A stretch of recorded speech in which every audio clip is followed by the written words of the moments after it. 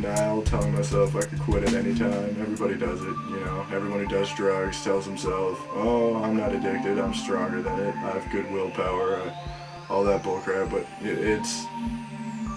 I then realized I was addicted, and for the next 9 or 10 months, just went with it. One of the main points that made me realize I had to stop using was watching all my different friends overdose and stuff like that, and going through it myself a couple times. I didn't die, so I was lucky, but it's always a harsh realization. And one day when I came out of the shower one time, I looked in the mirror and I could see like my whole spine and everything, and just I'd wasted away to nothing, and that really freaked me out. So I decided that I'd at least have to start making attempts at it. With Brady, he's very strong-minded. He doesn't really take other people's lead. He takes his own lead, so I pretty much just had to be there for him. Made sure he ate, made sure he slept. He started acting differently, just not being the same person, not taking the same considerations than he normally would. And I know we couldn't take it personally, but it was hard to deal with. He started being a lot more careless than I know he would have liked to be. Is there anything about you that's different because of using this drug? I think slower. I've noticed that I can't compute things as fast as other people can. I can't make social relationships as well as other people can. I can't have actual physical relationships, like with people I find attractive or anything, because I just wind up pushing them away and making them feel worse about themselves.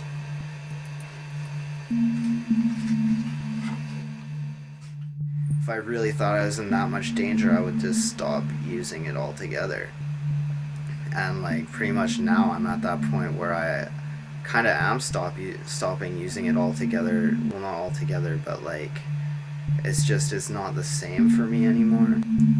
It's what it used to be for me. Is just like it was almost a way of life, but not in that aspect. It was just like at that point in my life, it was just like me and who I was doing it with against the world, and like that's just like, and that's really how it felt. So it just felt so much better in a way. I don't know how to explain that, but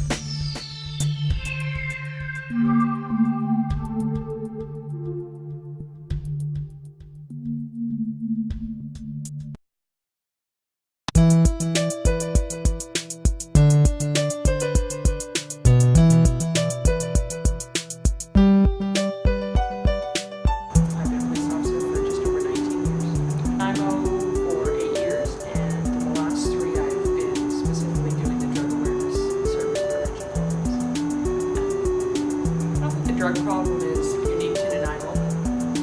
Every community that I've been in recently, and I'm responsible for 8 of them in Central Island,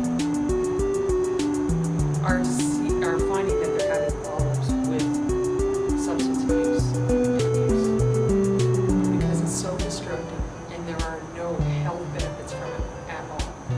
Now it's changed somewhat since 1960. Speed's been around for a long time, so it's changed somewhat. But the way it's being manufactured now, and the way and the potency of it, and the way that people are choosing to ingest it has really changed this drug. It's kind of a 3-pronged approach where there's education, enforcement, and treatment. This has got to be a long-term comprehensive strategy in how we approach that, and treatment has finally got to come to the forefront of how to solve it long-term. Short-term solution, like the Band-Aid approach, it's not going to work here, and I think we're starting to see that, especially with the drug.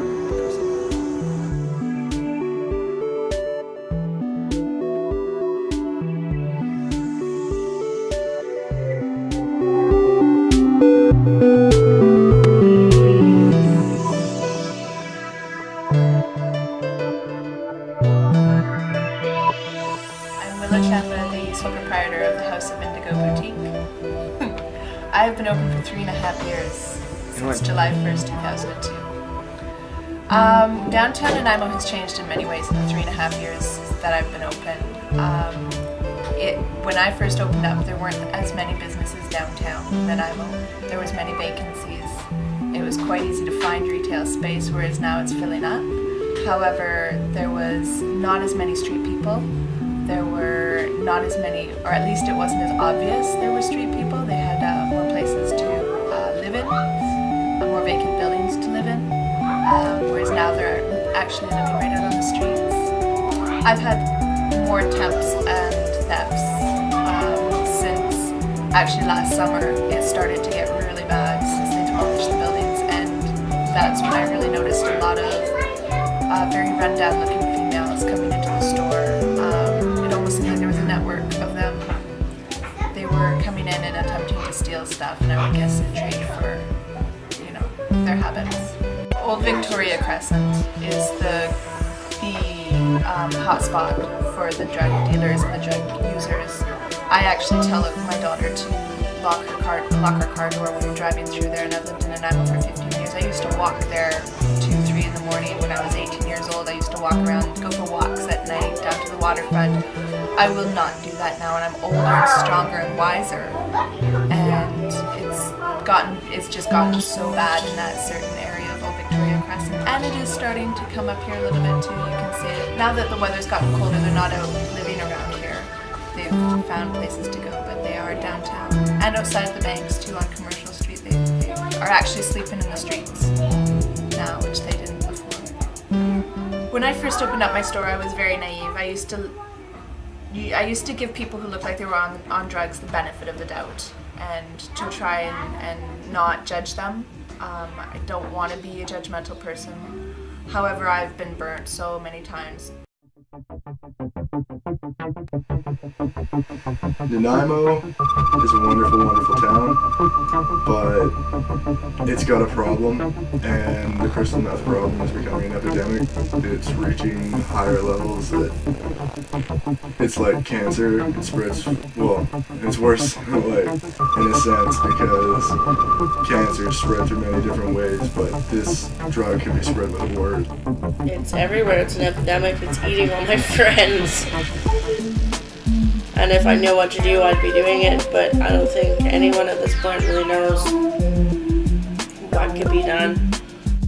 The group of friends I used to hang out with used to make fun of everybody who did it, and now a lot of them have serious problems with it. And like people who would talk about certain people being like, oh, they're doing really badly right now. I don't hear about that anymore.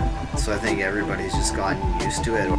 I am a full supporter of more rehabilitation rather than laws and such like that. There is very little, in my words, help for the struggling addict. Plus, especially once you get past the age of consent, then like no homeless person on the street can pay 10 grand to get into rehab. And I think the city needs to really focus on rehabilitation and helping the people to get through it.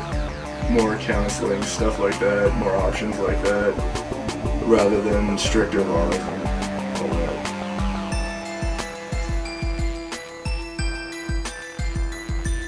I would love to see a rehabilitation center that caters more to